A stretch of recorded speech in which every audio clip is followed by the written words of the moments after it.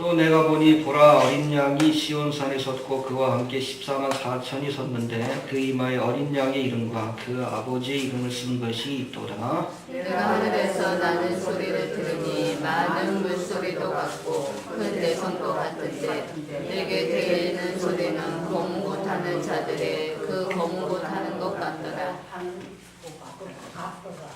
저희가 보좌와 내 생물과 장로들 앞에서 새 노래를 부르니 땅에서 구속함을 얻은 14만 4천인 밖에는 능히 노래를 배울 자가 없더라. 이 사람들은 여자로 더불어 더럽히지 아니하고 존절이 있는 자라. 어린 양이 어디로 인도하든지 따라가는 자며 사람 가운데서 구속을 받아 처음 익은 열매로 하나님과 어린 양에게 속한 자들이니 그 입에 거짓말이 없고 흠이 없는 자들이더라. 또 돈이 원하는 천사가 방주의 나라가 나가는데 땅에 거하는 자들 곧 여러 나라와 족속과 강한 자와 백성에게 전할 영원한 복음을 가졌더라. 그가 큰 음성으로 가로되 하나님을 두려워하며 그에게 영광을 돌리라. 이는 그의 심판하실 시간이 이르렀음이니 하늘과 땅과 바다와 물들의 근원을 만드신 이를 경배하라 하더라. 또 다른 천사 곧 둘째가 그 길에 따라 가는데 무너졌도다 무너졌도다 큰 성같이 하며 모든 나라를 그 음행으로 인하여 진노의 포도주로 먹이던 자로다 하더라.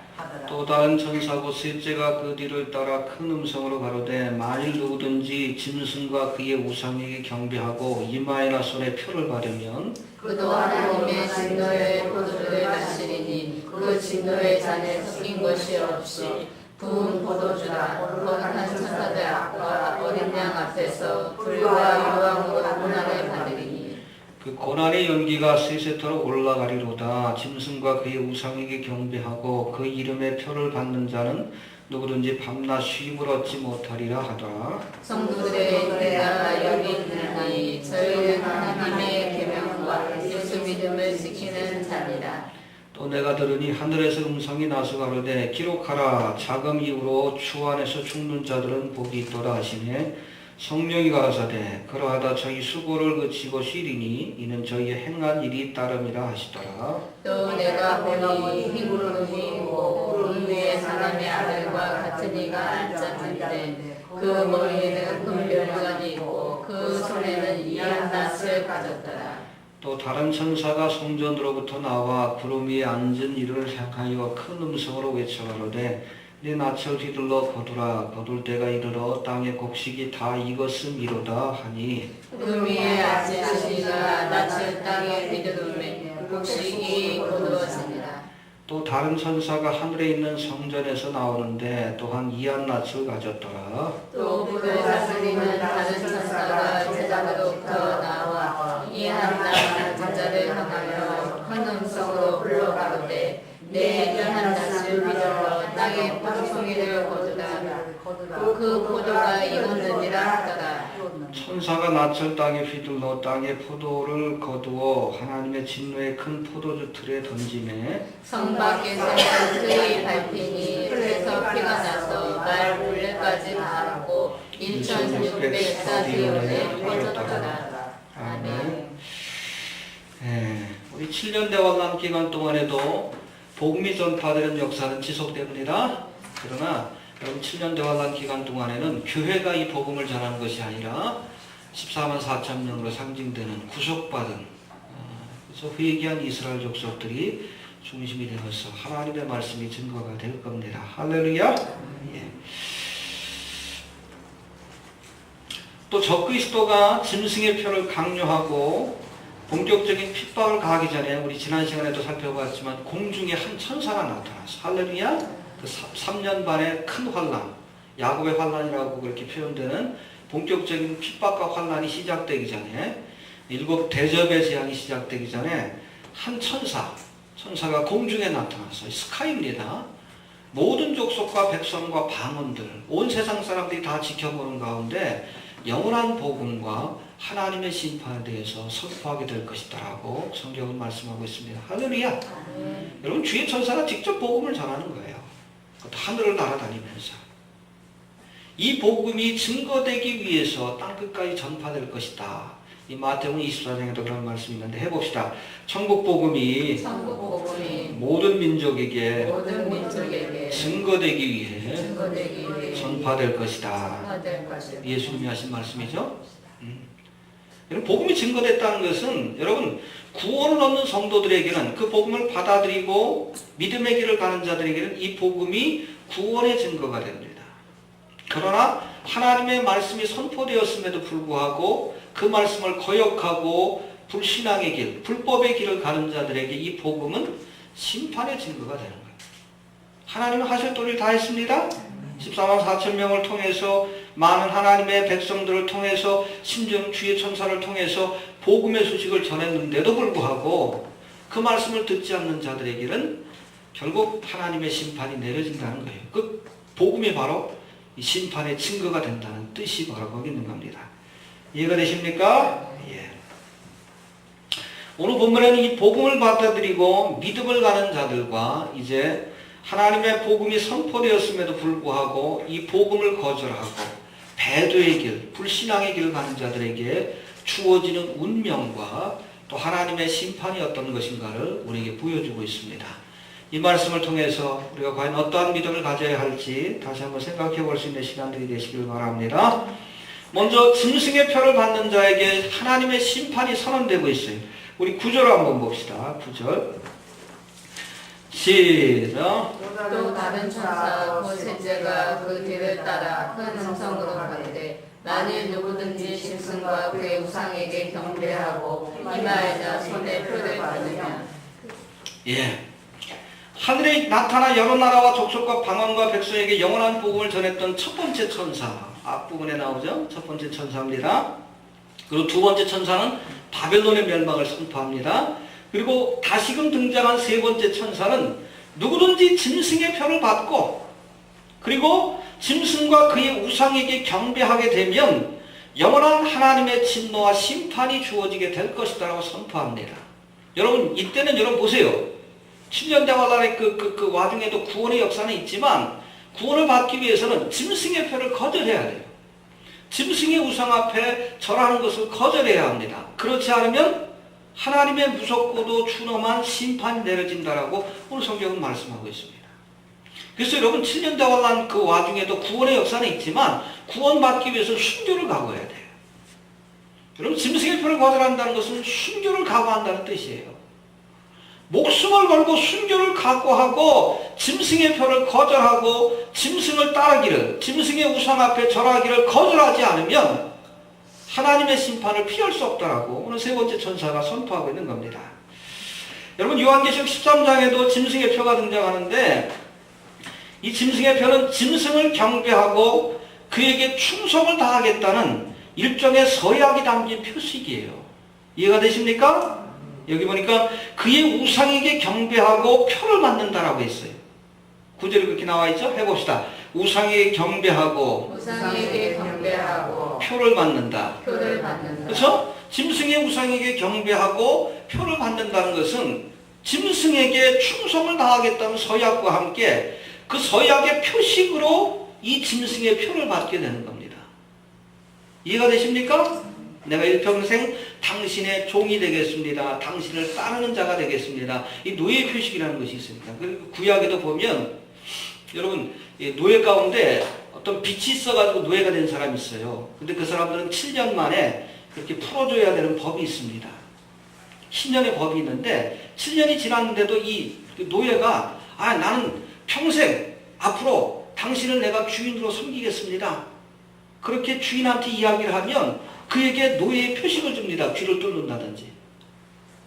그렇게 되면 그 사람이 자발적으로 그 주인을 섬기는 평생 노예의 삶을 살게 되는 거예요. 이 짐승의 표라는 것이 바로 내가 짐승을 따르고 짐승을 경배하고 짐승을 쫓아가는 삶을 살겠습니다. 일종의 충성의 서약과 함께 받는 표입니다. 그렇기 때문에 여러분 7년 대환란의 와중에 짐승의 표를 받게 되면 구원의 가능성이 사라져버리게 되는 거예요. 이해가 됩니까? 공식적인 선언을 했기 때문에 그래요. 우리가 예수를 믿겠다고 고백하는 것처럼 짐승을 믿고 따르겠다고 짐승이 가는 길이면 어디든지 가겠다고 그게 지옥이죠.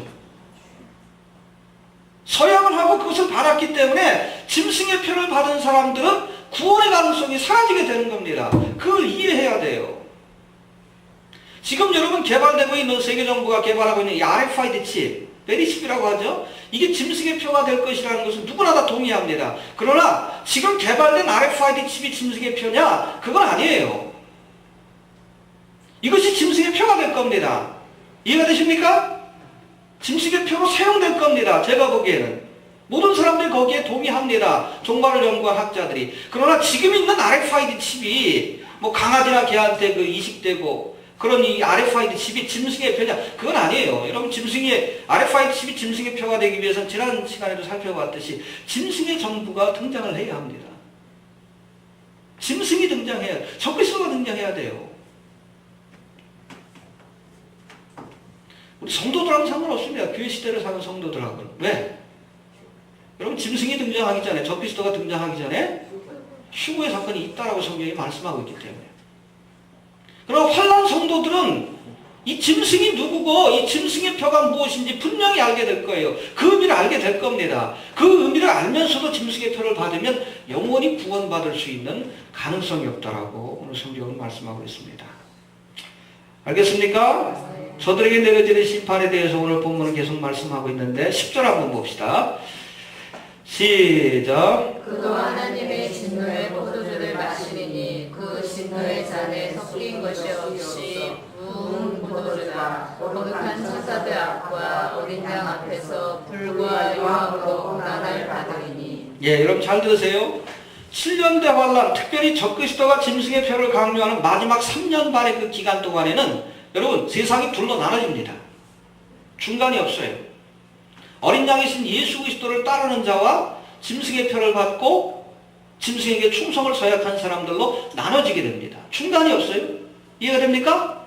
아무나 대부분의 세상 사람들은 짐승의 표를 받고 짐승을 따르기로 서약하고 그렇게 멸망하기를 하게 될 겁니다.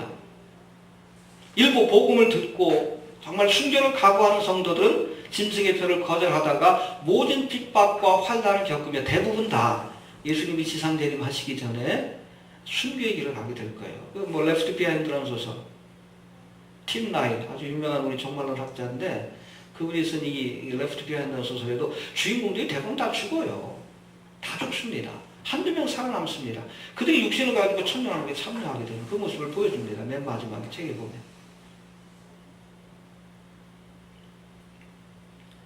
이해가 됩니까? 하지만 여러분 잠시 잠깐 환난을 피하고 또 고난을 피해보겠다라고 짐승의 표를 받게 되면 오늘 성경에 보니까 섞인 것이 없이 부은 하나님의 진노의 포도주를 마시게 될 것이다라고 오늘 성경은 말씀하고 있습니다. 해봅시다. 섞인 것이 없는 포도주를 마시게 될 것이다. 섞인 것이 없이 부은 포도주. 그렇죠? 일반적으로 포도주가 너무 독하기 때문에 물을 섞어 먹는다고 합니다. 근데 섞인 것이 없는 포도주는 하나님의 진노와 심판이 맹렬하게 부어진다는 그런 뜻을 갖고 있어요. 그리고 저들에게는 영원한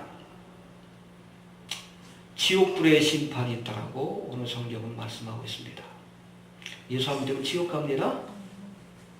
이해가 됩니까? 요즘 자유주의 신학에 물든 사람들이 뭐 예수를 안 믿어도 궁극적으로는 그렇게 지옥에 가지 않고 뭐 여러 개 있다가 구원받는다 그렇게 얘기를 하는 게 아니에요. 예수 천당, 불신지옥. 이것이 성경의 분명한 가르침입니다. 해봅시다. 예수 천당, 불신지옥. 그렇죠? 그러니까 불과 유황으로 고난을 받으며 밤낮 쉼을 얻지 못하리라. 여러분 이 지옥불의 심판이 가볍게 여기지 마세요. 한두 시간 지속되다 끝나는 게 아니에요. 불과 유황으로 불구덩이 속에서 영원히 고난을 겪게 되는 거예요. 짐승의 표를 받게 되면. 그리고 이 짐승의 표를 받는 자의 운명과는 대조적으로 이제 그런 고난 가운데서도 짐승의 표를 거절하고 끝까지 믿음을 지킨 자에게 주시는 상급과 축복이 무엇인가를 또한 말씀하고 있습니다. 12절 13절 한번 봅시다. 시작. 성도들의 은혜가 여기 있나니 저희는 하나님의 계명과 예수 믿음을 지키는 자니라. 또 내가 들으니 하늘에서 음성이 나서 가로되 기록하라 작은 이유로 주 안에서 죽는 자들은 복이 있도다 하시매 성령이 가라사대 그러하다 저희 수고를 그치고 쉬리니 이는 저희의 행한 일이 따름이라 하시더라. 할렐루야. 우리 13절 말씀 가나오 좀 외우세요. 알겠습니까? 너무나 귀한 말씀인데 우리가 앞서도 살펴봤듯이 짐승과 우상에 경배하고 그 표, 짐승의 표를 받는 자에게는 영원한 하나님의 진노와 심판, 지옥불의 심판이 기다리고 있지만 여러분 그런 고난의 와중에서도 끝까지 믿음을 지키고 인내하는 자들에게는 하늘의 위로와 상급이 주어지게 될 것이다. 할렐루야. 오늘 성경은 말씀하고 있습니다. 결정하라는 거예요. 잠시 잠깐 환난을 피하겠다고 짐승의 표를 받고 영원한 지옥불에 떨어질 것이냐, 아니면 고난이 있고 비록 순교하는 일이 있어도 끝까지 믿음을 지키다가 그렇게 하늘의 영광과 상급, 아마 생명의 멸관일 거예요. 구원받는 하나님의 자녀가 될 것인지 결정하라는 이야기입니다. 12절에 한번 봅시다. 이 성도들 12절 다시 봅시다. 시작. 성도들의 인내가 여기 있나니 저희는 하나님의 계명과 예수 믿음을 지키는 자니라. 네, 교회는 아니에요. 성도들이라고 했는데 환난 성도들입니다. 여기 구속받은 이스라엘 민족과 이스라엘 백성과 그리고 저들이 전에서 복음을 듣고 회개한 이방인들이 포함된 환난 성도들입니다. 교회가 아닙니다. 여기 에클레시아라는 말이 나오진 않아요. 3장에서 끝납니다. 왜? 교회는 휴거됐기 때문에. 성도들입니다. 환난 성도들이에요. 그들에게는 인내가 필요하다. 해봅시다. 인내가 필요하다. 인내가 필요하다. 그렇죠. 7년 대환란을 겪어야 되는 성도들은 인내가 필요해야 돼요. 필요하다는 거예요. 뭐 하는데 인내해야 되는가? 하나님의 계명을 지키고 믿음을 지키기 위해서 끝까지 참고 어떠한 고난이 있어도 이 믿음을 포기하지 않고 인내해야 된다. 알겠습니까? 또 13절에서는 좀 노골적인 표현이 나오는데 한번 봅시다. 시작. 또 내가 들으니 하늘에서 음성이 나서 가로되 기록하라 작은 이유로 주 안에서 죽는 자들은 복이 있도다 하시매 성령이 가라사대 그러하다 저희 수고를 거치고 쉬리니 이는 저희의 행한 일이 따르리라 하시더라. 예, 자금 이후로 있죠. 본격적인 환난이 시작되는, 그렇죠? 짐승의 표를 강요하는 7년 대환란의 후반기, 대환란이 시작되는 그 시점. 이 이후로부터는 어떤 사람이 복이 있다고요? 죽는 자. 순교하라고 여러분 여기서 노골적으로 이렇게 권면하는 거예요. 짐승의 표를 받고 영원한 지옥불에 가지 말고 순교해라. 알겠습니까? 순교할 것을 권면하고 있어요. 자금 이후로 주 안에서 죽는 자가 복이 있다. 마카리오스. 여러분 팔복에 나오는 그 말이 바로 이겁니다. 심령이 가난한 자는 의를 위하여 핍박을 받는 자는 그렇죠. 이 마카리오스가 바로 그거예요. 복이 있다. 순교하는 자가 복이 있다는 겁니다. 잠시 잠깐 생명을 연장하겠다고 짐승의 표를 받고 짐승을 경배하고 그 추종하는 세력들이 아니라 하나님의 말씀과 믿음을 지키기 위해서 고난을 당하고 순교를 당하는 자들이 복이 있다고 말씀합니다. 순교하라고 여기 권면하고 있는 거예요. 순교해라, 순교해라. 여러분 7년 대환란 때도 구원의 기회는 있지만 보세요. 순교를 각오하지 않으면 믿음을 지켜낼 수가 없습니다. 그래서 제가 얘기하자면 지금이 쉽다고 해봅시다. 지금이 쉽다. 그래서 은혜의 시대인 거예요. 보라 지금은 지금이 은혜의 시대입니다. 왜 교회의 시대는 은혜의 시대라는 거예요. 이 환난과 고난이 있다는 걸 아시고 그리스도의 신부된 교회를 먼저 데려가시는 겁니다. 남아있는 사람들에게 세컨드 찬스, 두 번째 기회가 주어지는데 저들에게는 정말 순교를 각오하는 믿음을 보여주지 않으면 구원받을 수가 없어요. 왜? 짐승의 표를 거절해야 하니까. 20장에도 또 나옵니다. 짐승의 표를 거절한다는 것은 순교를 각오하는 거예요. 근데 오늘 성경에서는 주 안에서 죽는 자들이 복이 있다, 순교하는 자들이 복이 있다라고 했습니다. 왜? 수고가 그치고 하늘에 상급이 있다. 무슨 상급입니까? 생명의 멸류관이 주어질 줄도 그렇게 믿습니다. 할렐루야? 예.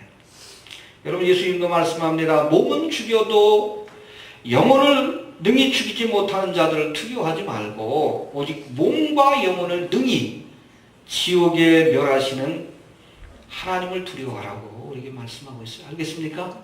잠시 잠깐 육신의 생명을 연장시키겠다라고 믿음을 저버리지 말고 너희의 육신뿐 아니라 영혼까지도 지옥에 던져놓을 권세가 있는 하나님을 두려워하고 주님을 향한 믿음을 버리지 말고 순교하는 일이 있어도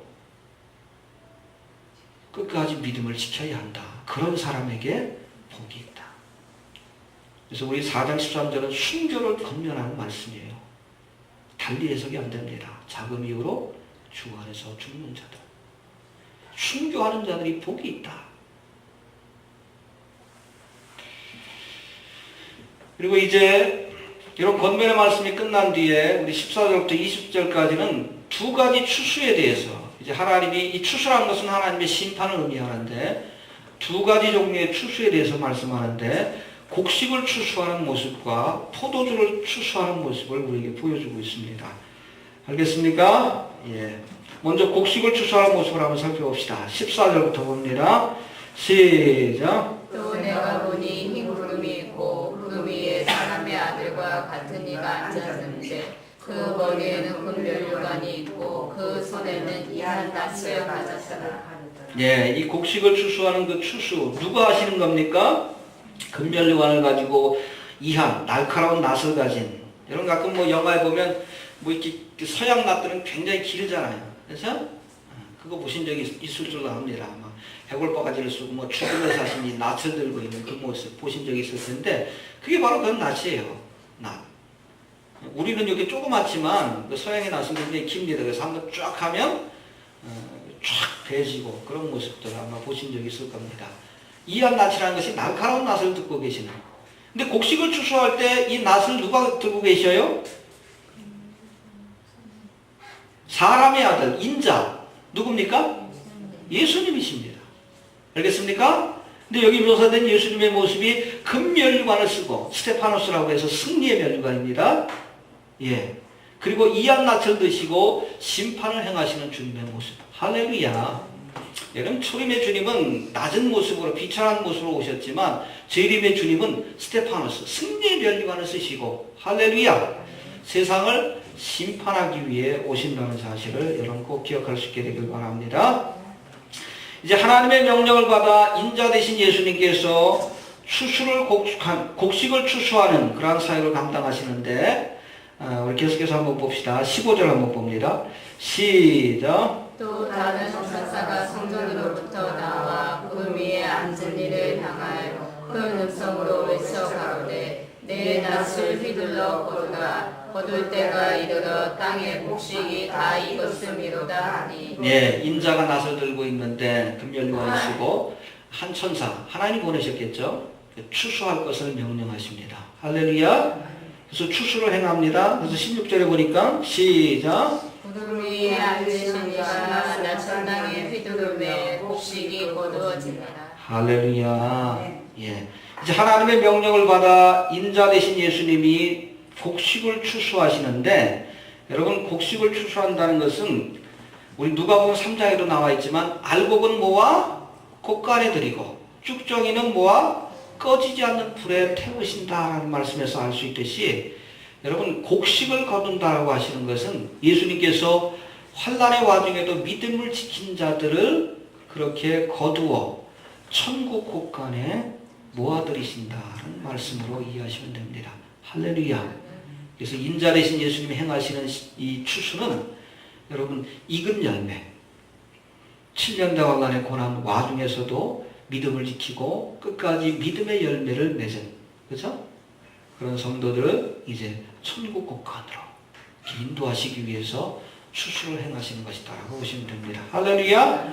그런가 하면 포도를 수확하는 그 수확, 추수에 대해서 말씀하는데 이건 좀 성격이 다릅니다. 17절 한번 봅시다.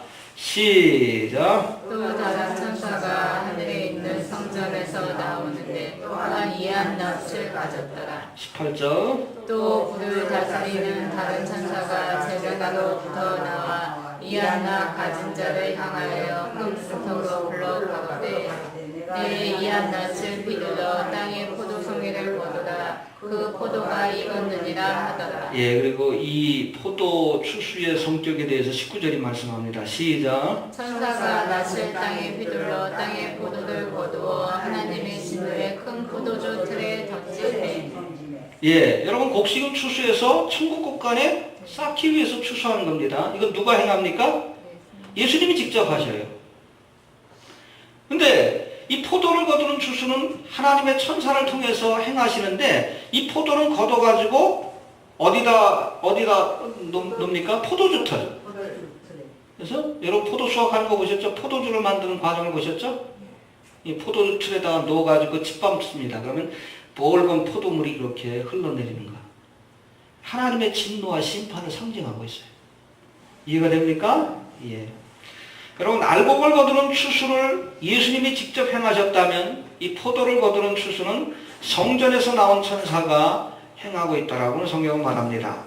또 하늘에 있는 성전에서 이한 낯을 든 천사가 나오는데 불을 다스리는 또 다른 천사 18절에 나와 있습니다. 이 천사가 제단으로부터 나와서 이 낯을 든 천사에게 포도송이를 거두라는 그런 명령을 내리게 된 것을 보게 됩니다.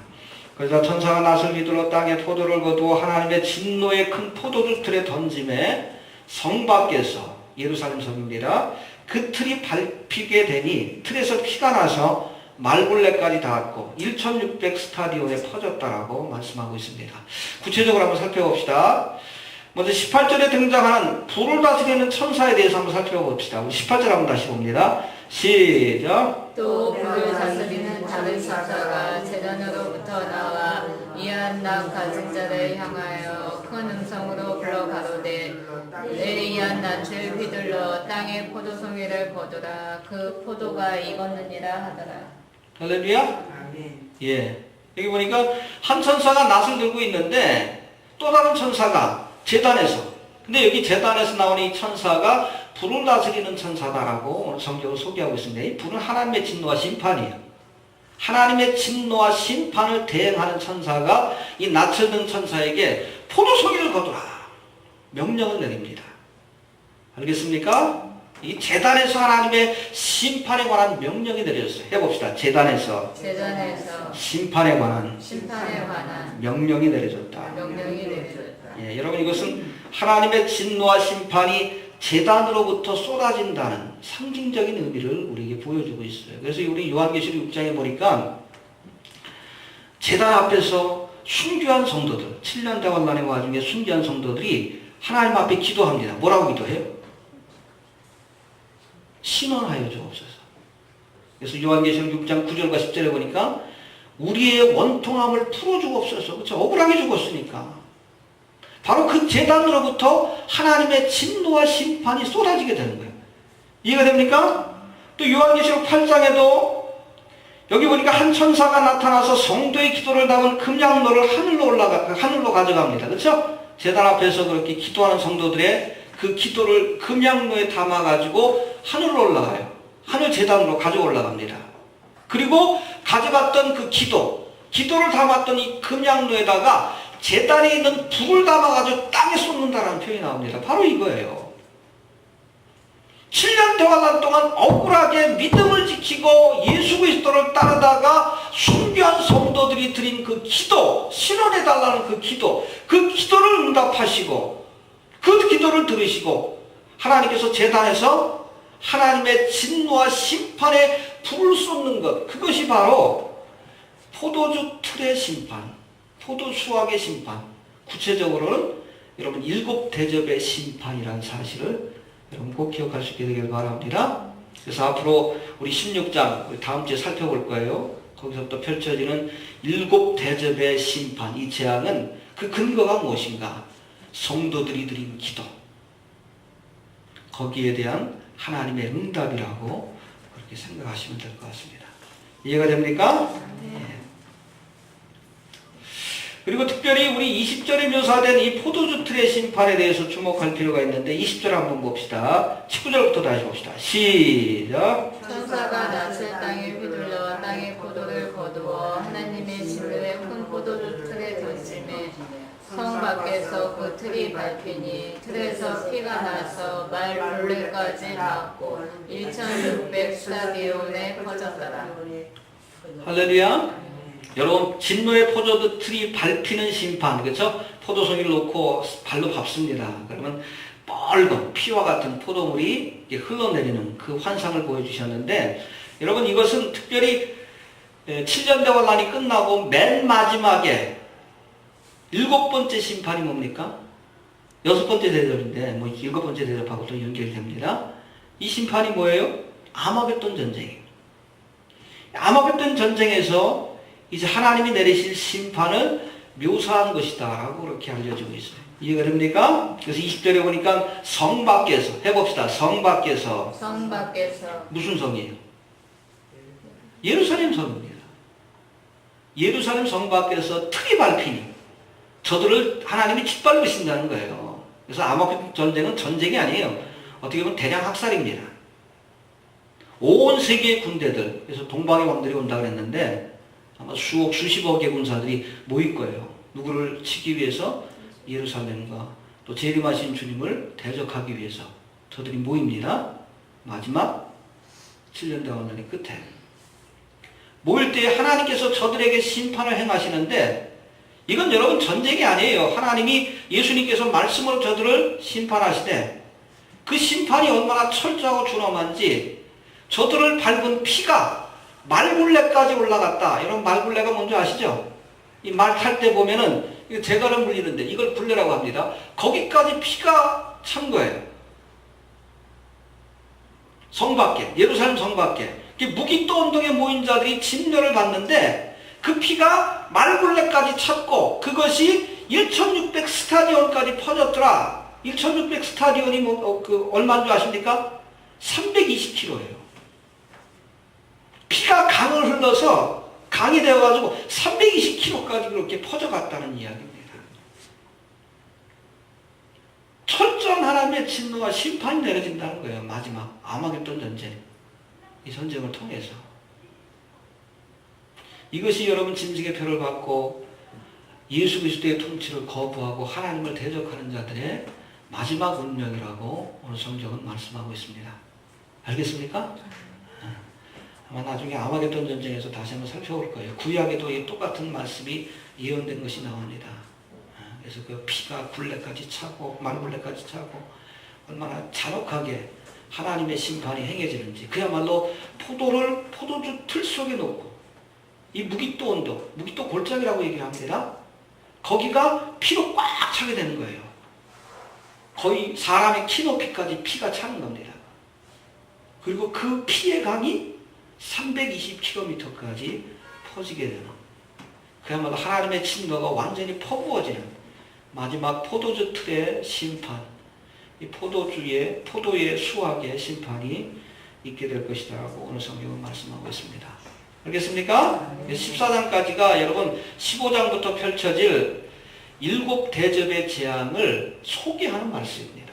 그래서 우리 15장, 16장, 17장 거기 보면 구체적으로 이 포도주 틀의 심판, 이 7 대접의 심판이 어떻게 내려지는지에 대해서 이렇게 소개가 되고 있는데, 아마 다음 시간에 15장은 건너뛰어도 될 것 같아요.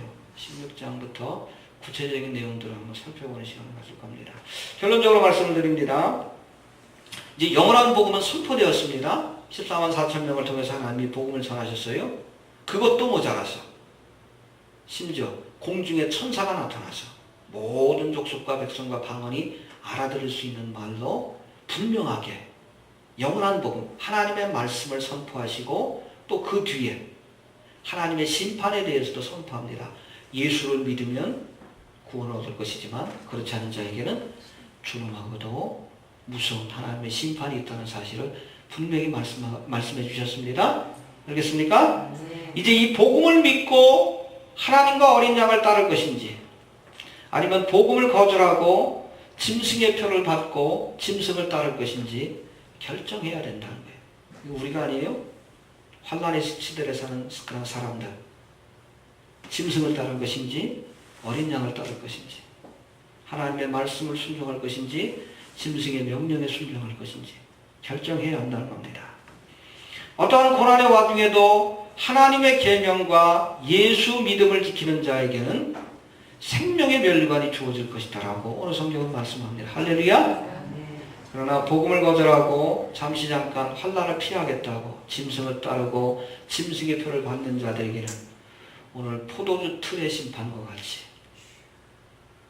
무섭고도 준엄한 심판이 내려질 것이고, 이렇게 심판을 받은 자는 영원히 꺼지지 않는 지옥불, 불과 유황 가운데 영원토록 고통을 당하게 될 것이다 라고 말씀하고 있습니다. 그래서 여러분 7년 대환에 남겨지는 성도들은 우리는 그 해당이 안 되길 바랍니다. 남겨지지 마세요. 옆에 분하고 인사합시다. 남겨지지 맙시다. 남겨지지 맙시다. 휴거되시길 바랍니다. 부탁드려요. 심각한 사태가 벌어져요. 남겨지는 성도들은 뭐라고 그랬어요? 우리 13절에 보니까 차라리 죽는 게 낫다. 자금 이후로 주 안에서 죽는 게 낫다. 순교해야 된다고 분명히 말씀하고 있습니다. 성경이 노골적으로 말씀합니다. 자금 이후로 주 안에서 죽는 자들이 복이 있다. 순교를 해라. 순교를 해라. 순교를 하면 잠시 잠깐 고난이 있지만 영원한 하늘의 상급과 위로를 얻게 될 겁니다. 할렐루야. 그러나 짐승의 표를 받는 자에게는 영원한 지옥불의 심판이 기다리고 있다라고 말씀하고 있습니다. 남겨지지 맙시다. 그리고 혹시 휴거 사건이 일어난 뒤에 남겨져서 이 비디오를 보시고 설교를 보시는 분들이 계시면 부탁드립니다.